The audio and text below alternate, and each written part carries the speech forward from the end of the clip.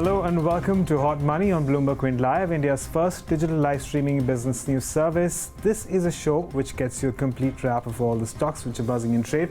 I am Agam Vakil. Let's welcome our experts then. We have Sharmila Joshi, Vivek Vamani, as well as T.S. Hariyar, who is joining us on the show. Thanks for joining in, guys. And on the show today, we discuss Maruti and the first quarter numbers that were largely in line with analyst estimates. It was only the other income that actually boosted the company's bottom line. And now with recent measures announced over the weekend, we discuss whether or not there is more pain in the stock. We also talk about ICICI Bank, which has done something which its peers couldn't.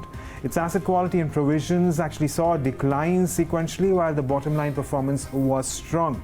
And the struggle continues for Vedanta after its first quarter numbers missed analyst estimates. But the key question to be asked is whether corporate governance issues still remain even after the company has exited its investment in Anglo.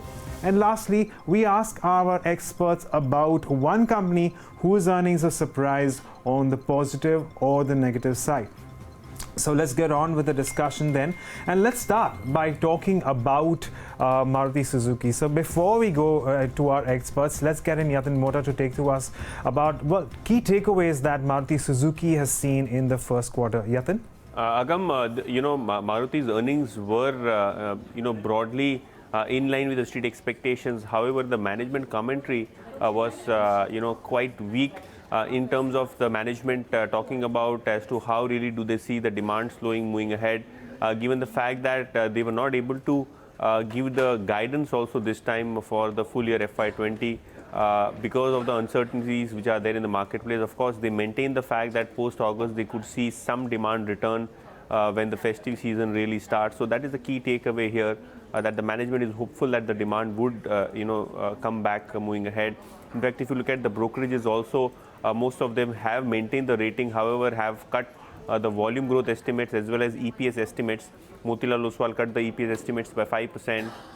Various other brokerages did expect, growth earlier, but now they are also toning down their expectation to a flat to negative growth moving ahead. So the demand uncertainty remains, to be seen and a key monitorable. However, the management did, talk about the uncertainties in the near term. However, they are hopeful of a recovery this festive season. Okay, we keep an eye on that one. Yatin, thanks so much for joining us and taking us through the key takeaways from Maruti Suzuki's earnings. But let's open this up for discussion, and I'm going to pitch it on to our experts then. Vivek, I'm going to start with you. How are you seeing things for Maruti develop now? Well, as far as Maruti is concerned, I think the numbers were quite in line precisely because the volume numbers which are out every month, that obviously had given us a sort of a preview a couple of weeks ago. That's number one. Number two, the news flow as far as the entire auto industry is concerned have been negative for the last at least 3 quarters now. Post festive season of 2018, so maybe post Diwali, the numbers have been first growth rates declined to the now deep in negative -15%, -20% kind of growth. Not growth, but degrowth actually. I'm sorry, excuse me for that. And that, quite honestly, is unlikely to change dramatically anytime soon. Number one. Number two, there seems to be a sort of policy flux also about electric vehicles and all that, and whether there's a supporting infrastructure, whether India has enough power to supply to the entire auto sector, even if the charging infrastructure were to come about and so on, which also puts the auto company slightly in a sort of a confused state as far as their future growth plans are concerned. But if we look at the more near term, third quarter and fourth quarter should see some pickup in demand on because 1st April 2020, the new regulation, which is BS6 regulations, come into place. So obviously the current stock of all the vehicles which are already there, the system inventory plus the production which will happen, the destocking has to happen before 31st March. So probably even at the cost of profitability, at least there will be a volume pickup later this financial year which will happen. Now, what are the financial implications? One needs to see, but it's a tough phase that all of these companies need to go through after almost double-digit volume growth for almost 10 years. Right. Now, in spite of negative news flow, the stocks, if we notice, the stock prices have sort of stabilized Maruti at between, say, 5,600 and 6,000 range. I mean, it's been trading for several weeks now, in spite of news flow being negative probably every day or every second day. I think this is more sort of a bottom formation happening for and cycle eventually will turn. If one were to take a 3 to 4 year view, I think one can accumulate Maruti at current prices. If it declines further, maybe even from that point of view. Okay, all right, fair enough. Some valid points made by Vivek. But Sharmila, what about you? You really wouldn't want to at least accumulate at this point in time. You'd want to wait for a few factors. Well, I think if you were to just first look at the numbers, it's very clear that that other income sort of boosted profits. Yes. And, again, I think that on the negative side, you saw that sales have come down by 18%. Yeah. So this, like, if you compare it with a year ago picture, it's very dramatic, the kind of growth that they were showing. But I think on the positive side, the takeaway for me, at least from this quarter number, was that 3 of their models are now ready with a BS6 variant. Yeah. So, that sort of is now out of the way. And I guess these are their more popular models, Baleno, Desire, etc. So they are now ready with the BS6 norms. Sure. And I think even the margin contraction that we were talking of, like last time, I think last quarter numbers were 10.4 sort of margin, and this time 10.3. So I think in spite of all the negative news and all the inventory pile-ups, etc., that we've heard of, it seems that margins are also now bottoming out. Right. So they are nowhere close to what the margins used to be for a Maruti, which used to be, in a very fancy 18% kind of range. Yeah, absolutely. And now you have to deal with this reality of 10%. So I think the concerns going forward are what, as everyone knows, one is that, what kind of inventory pile-ups you have, which you need to clear. Then I think another concerning factor for me has been that they've scrapped their expansion at the Gujarat plant. So that, to my mind, sends sort of quite a negative signal out there, because it means that they don't want to take that plunge and expand capacities just yet. And that whole overhang of that discount thing. Right. So first you have that whole sector sort of reeling under a whole set of bad news, and you have your own concerns to deal with it as well. Right. But the stock price has corrected. So as you said, I'm neutral now. I'm definitely not adding. Sure. Definitely not recommending buying. So this entirely as a sector, I think it's just time to just wait and watch and see how things proceed till December, and then take a call from there. Okay, take a call from there. But Mr. Arya, you wouldn't mind accumulating at these levels? Yeah, I know. I specifically use the word accumulate rather than buy, because I think this is a time to start actually nibbling into Maruti. Yeah. You don't know whether the bottom will be 5.2 or 5.3, and I agree with what Sharmila says that there are concerns, and there are enough concerns both in the public and the private domain. Now, having said that, I think there are 2 things that probably work in favor of Maruti. The first is that even today, if you look at the top 15 models in India of cars, 85 to 90% are either from the Maruti stable or the Hyundai stable. So, they have a very, very strong leadership as far as the consumer passenger car segment is concerned, and that is not going to change in a hurry. So I think that remains a big advantage in Maruti's favor, and that has not changed. Right. Number 2, I think a 10,000 rupees stock is down to about 5,600 or 5,700, so it's a 44% correction. Now, even if you assume that the margins have contracted from about 18% to 10% and sales are falling 20% or 18% on an annualized basis, I would feel that a lot of that is already into the price. Right. So, while I agree that the concerns are not over, we're not going to see a revival in the next quarter, but I think if you are a long-term investor, this is probably the time to start nibbling into Maruti in the current prices. Sure. Vivek, this is something that I wanted to take forward. They are not going on with the expansion in their Gujarat plant. If the Gujarat plant is where the premium cars coming from, and Sharmila spoken about the fact that margins have come off. If they're not going to be able to push out more premium cars, that means that it may very well have some sort of implication on margins. Does that concern you? Well, I'll put it this way. What the Gujarat plant was delivering was incremental volumes. I mean, let's not forget that Maruti's Gurgaon and Manesar plants, which they have had for now almost more than 30 years, still continues to deliver volumes of almost 1.5 million vehicles a year. Whereabouts, I mean, give or take plus or minus 5%. Right. So I'm sure the expansion has been put on hold, but it also has freed up capacity at their at both the Gujarat plant. I mean, existing. I mean, I think about 1,20,000 or 1,50,000 is what is the capacity of Gujarat. Sure. I mean, with a 18% fall in volumes, would have freed up capacity both at Gujarat as well as Gurgaon and Manesar. So I wouldn't think that availability of capacity is going to be a problem. Now, whether Gujarat delivers the premium models, I'm sure Maruti has over a period of time built up flexibility to switch production across their 3 or 4 plants, number one. Right. Also, before Gujarat plants came in, Maruti was still, even at that point of time, producing and selling the premium models also. It's not that it's the premium models which came first, Gujarat plant came later. So I'm sure the older plants have the capabilities to deliver the premium models also. So that I don't see too much of a concern per se. Sure. So can I come in on this? Yes. So my concern was not really the fact that whether whether the premium car, that's like a new angle that you're really making me think. But my concern was that if you're already saying that your volumes are down 18%, and as Vivek said, it's freed up capacity. If then you go and you stall this expansion, which in any case was not going to come online immediately, which is simply, to me, it means that they're pushing forward like what they see as a time for going back to the sales that they used to. Right. So they're saying that we don't see that recovery. To me, to my mind, the management is saying that we are not seeing a recovery coming in like for the next couple of quarters, at least in this. So we can push it forward and then look at it as and when we really start seeing demand pick up again. So for me, that was the concern more than the margin thing that's a new angle really to that new way of looking at it. Yeah, fair enough. Some valid points made. So at least 2 of our analysts are suggesting that you could start nibbling into it, but it's not necessarily a time where you would go all out and start buying into something like a Maruti Suzuki. And of course, Sharmila remains neutral for now. It's a wait and watch for her. So let's move on to the next one, and that's ICICI Bank. And again, before we talk about that, let's get in Shefali Malik for the key highlights from the first quarter earnings.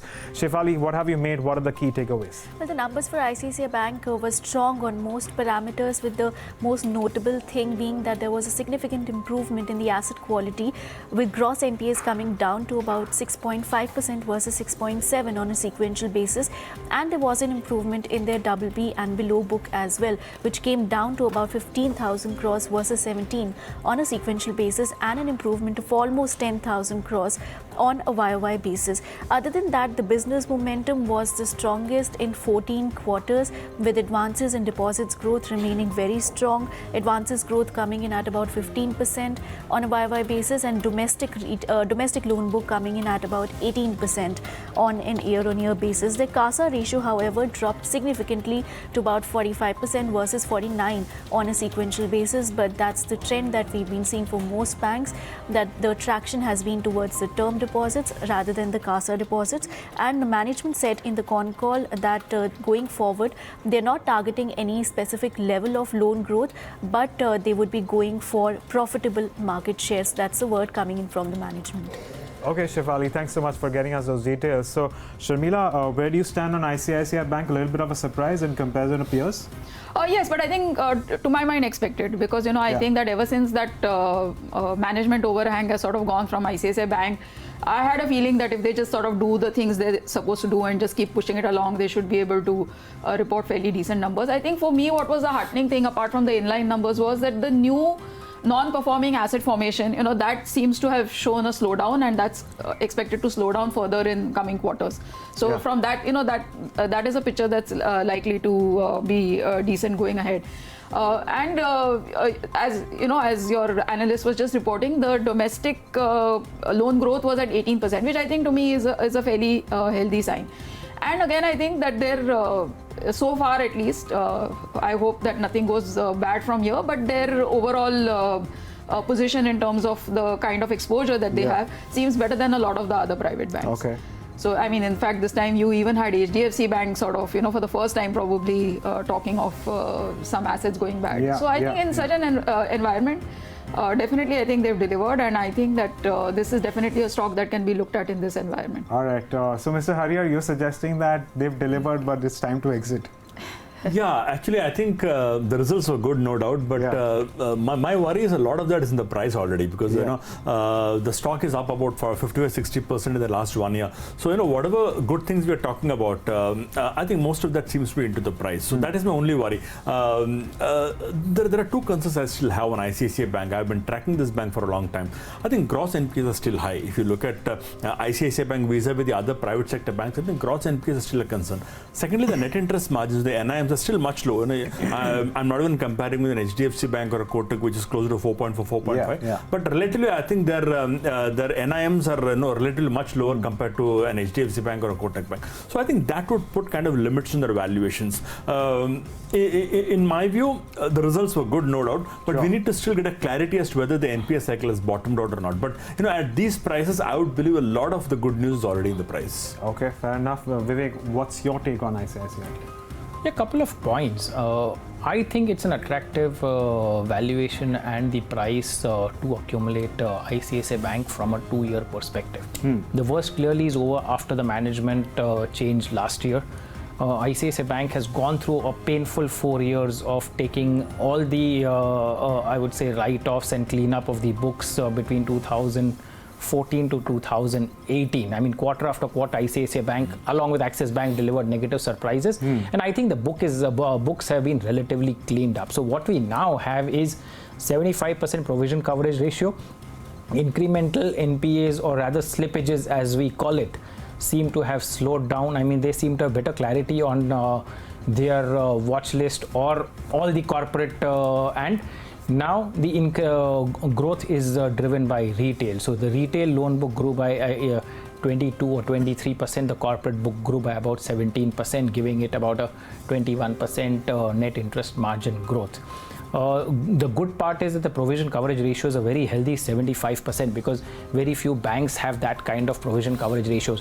IndusInd certainly doesn't. Yes Bank doesn't have it. A couple of other, maybe HDFC Bank has it, but most other banks are nowhere close to 75% provision coverage ratio. And now it is in a sweet spot where there's a slowdown in NPA creation, acceleration in the credit growth, or rather the loan book, and time for recovery. So there could be hopefully a lot of write backs of the provisions they have taken in the past. To answer Harihar's question about lower NIMs at about 3.4, 3.5% versus more than 4% for HDFC or Kotak Bank was partly answered by Shefali, that their CASA has fallen to about 44% from earlier 49% because of aggressive mop-up of fixed deposits and bulk deposits, and they needed to do that to support the more than 20% loan growth. So that obviously would have taken us. So their low-cost deposits have relatively gone down, which would have impacted the net interest margins by maybe a certain number of basis points. I'm not very sure as to what that number will be, but that overhang may be there. Nevertheless, 3.5% net interest margin is still healthy, and really no complaints on ICICI Bank. They are well on track to be at about 15-16% return on equity maybe next year, or maximum in 2 years. Sure. At price to book for the core banking business, it's about 1.7 times price to book. About 110 rupees is the value of the subsidiaries and associate businesses, which is insurance, asset management, general insurance, and ICICI Security. So there are basically 4 businesses which are part of the between the consolidated and the standalone. Standalone, the bank itself is valued at about 1.8 times, which is pretty reasonable and inexpensive, I would say. So I would be a buyer on declines for in every correction. Okay, fair enough. So we've got a round of view as far as ICICI Bank is concerned, and of course mixed news coming in too. So well, we're gonna continue to keep an eye on a lot of those factors, and let's move on and talk about Vedanta. And well, we do have the earnings through, as well as a news development that came through last Friday. And we have Nikki Mirchandani is joining us to take us through the various developments on the same. Nikki, what do you have for us? All right, Vedanta, yet another day, yet another cut coming in for Vedanta. Essentially, the numbers have been weak. Brokerages have maintained their target price and overall their rating also on the counter, but we're yet seeing some amount of steep cuts coming in that counter. If you look at the earnings first, top line we've seen a 3.3% downtick, bottom line 12% downtick and a 16% downtick coming in on the operational performance of the company, which has widely missed their estimates though. If you look at the reasons which go behind the making of these numbers, it's the lower LME cost and the higher cost of production in select segment. And essentially, if you were supposed to point out to the segments which have not done well and in turn has led to a disappointment for Vedanta, would be aluminium and zinc international business. Roughly, if you look at the zinc India, power, iron ore, steel, copper India, they're either in line or they're better than estimates. Brokerages have maintained their rating and also the target price. Phillip Capital first, which has maintained the buy rating, target price at unchanged at rupees 205. It's blamed the zinc international and aluminium business for leading to a below estimates number coming in from Vedanta. However, it draws some kind of comfort from the kind of lower debt levels of the company and expectation of dividend yield of 5 to 6%, which widely remains to be a positive for the counter. Edelweiss Securities, which has maintained the hold rating there and also the target price, it said that the continued decline that the company is witnessing essentially in the oil and gas division, that is a cause of concern. But then the fact that they've maintained their FY20 production guidance across all the segments despite the slowdown seen in the oil and gas division remains to be a key positive. Also, it's spoken about the capital allocation concerns which have now been allayed and the balance sheet strength, which is significantly heartening for the brokerage.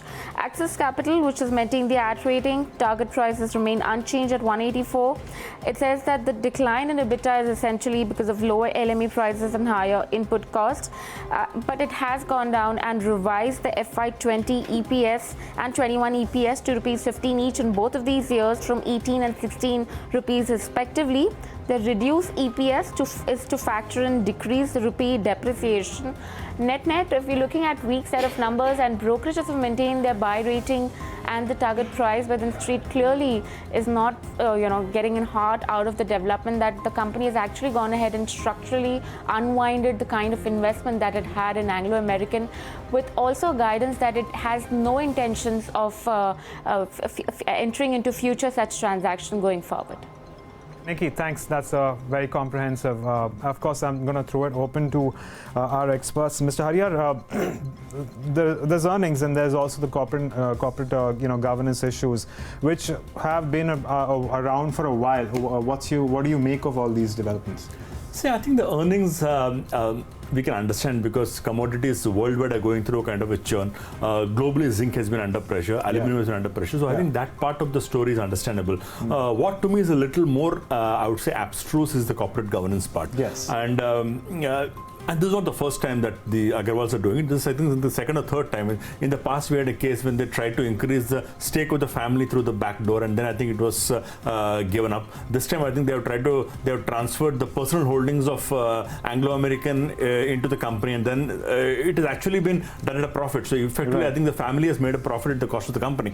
Now, all these things don't go down well, I think, in a kind of an environment in India today where already stocks are being battered the moment there is a slightest suspicion of a corporate governance issue. So I think Vedanta has to be a little more careful in future. We are not very confident on the commodity cycle, so we have been a little cautious on Vedanta anyway. And I would believe that this corporate governance issue has been like what I would call a last straw on the camel's back. So we would probably stay off the stock at this point of time. Okay. All right. Sharmila, what about you? Yeah, I completely agree. And I think there was one more issue to do with some dividend that was payable to Kane UK, which SEBI has been asked to probe.